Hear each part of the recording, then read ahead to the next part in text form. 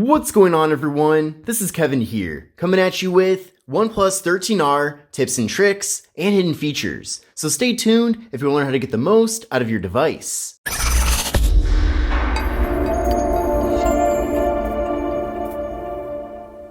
So this is the OnePlus 13R. Now this phone, despite being a mid-range phone, is actually full of a bunch of different cool features, and I'm looking forward to showing you my favorites here in this video.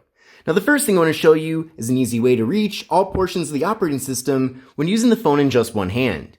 Now to get to this feature, you need to pull down the shade here, go to the gear icon for the settings, then from there, go down to where it says accessibility and convenience, go there, and then you'll see one-handed mode. So enable that, and then now, let's say I want to reach the icons up top here, simply swipe down on the bottom of the device, and then now you can reach those icons, which is really convenient. And you can do this from anywhere throughout the operating system, simply swipe down, and then you can access everything with one-handed mode. And that's especially helpful because this phone has a really big display here at 6.78 inches. Now also in this accessibility and convenience section, there are some other options here as well. Now also in this area of the settings, there's a few other good things here too that I want to show you. Now one of them here is glove mode. Now, I don't have any gloves with me, but if you are wearing gloves and you're using this phone, certainly make sure to enable this mode. Also, you can see here that we have split view. So basically, if you swipe 3 fingers up, you can then enter split view. So I'm going to start with one app. I'll start with this app.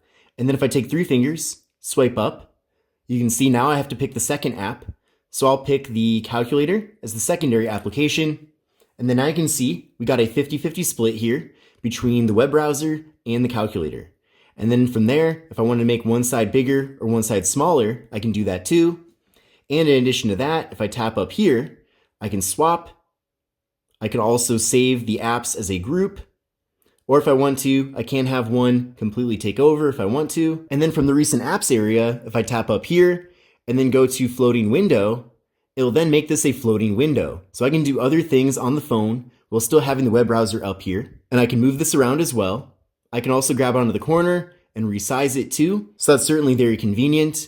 And then if I want to get this full screen once again, simply tap up there, go to full screen, and we're back to normal. Now also in this accessibility area, you'll see smart sidebar. So if you go there, enable that, and then now you'll see we have a small sidebar up here on the device. So if you swipe over on that bar, you'll see that by default, we have some various options here. We can also go over to edit if we want to and add other applications to this area, or remove or add tools as well. And then if we go to done here, now if you tap on all, it's actually going to pull up all apps on the device, including quite a few tools here as well. So that's very convenient too.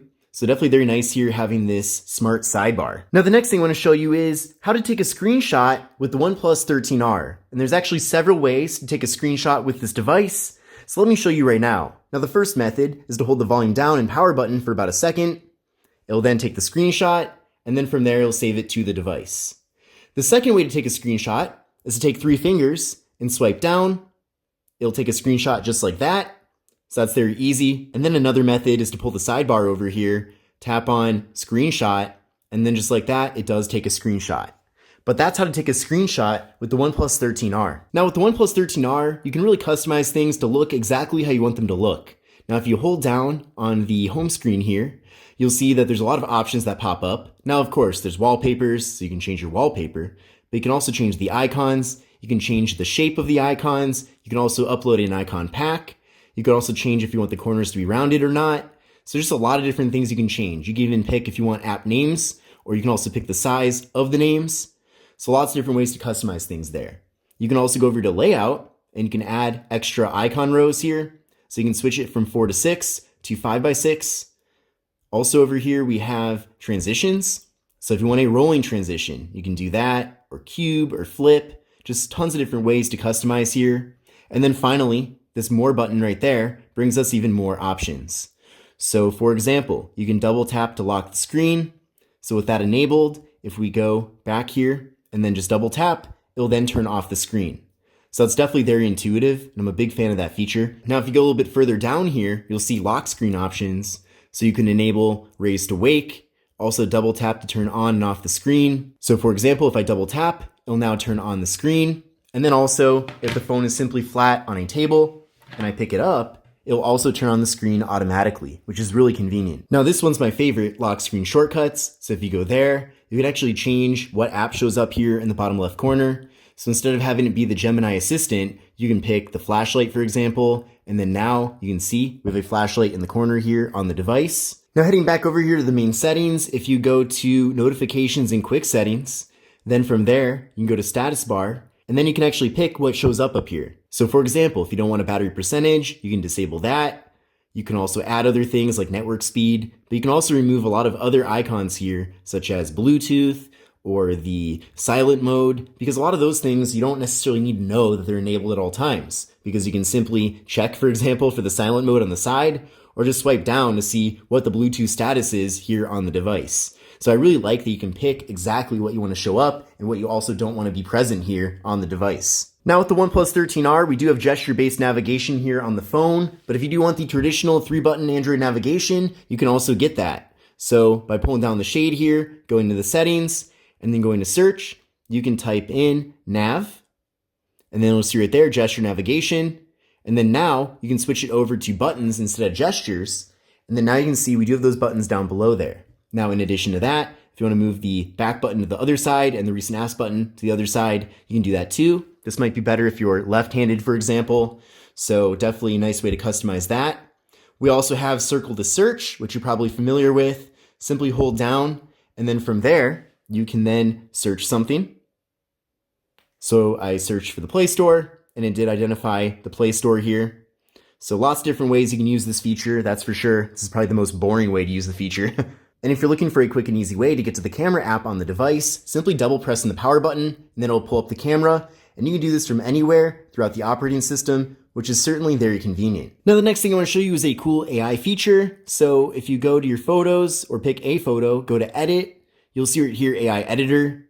Now these options, AI eraser, AI unblur, and then AI reflection eraser are pretty generic overall. Actually, the reflection eraser is pretty cool, but this one really stands out to me, AI detail boost. So basically, it will make your photos higher resolution than they actually are. Now to make this a good demo here, I'm actually gonna crop this image quite a bit. So I'm gonna crop the wood like that, go to done. And then now you can see it's a pretty cropped in photo. So I'm gonna go to the editor here. I'm gonna go to AI detail boost. And now it's enhancing the clarity. I'll let that load. So in a second here, you'll see the results. And then now you can see there's way more clarity than there was previously. Now, of course, this is an AI generated image. So what it's actually showing here isn't necessarily what, is actually in the tree itself. But at the same time, it's really cool how it's able to take a cropped image and then turn it into something that's actually usable. So we'll go to done there and then done again. So this is certainly a cool feature that you will want to experiment with. So I just find that feature to be really unique and also very useful. And I just think it's awesome that you're able to take images that might not actually be usable, load it into this image boost, and then from there, you're actually able to get some cool images that are also very sharp and have a lot going on.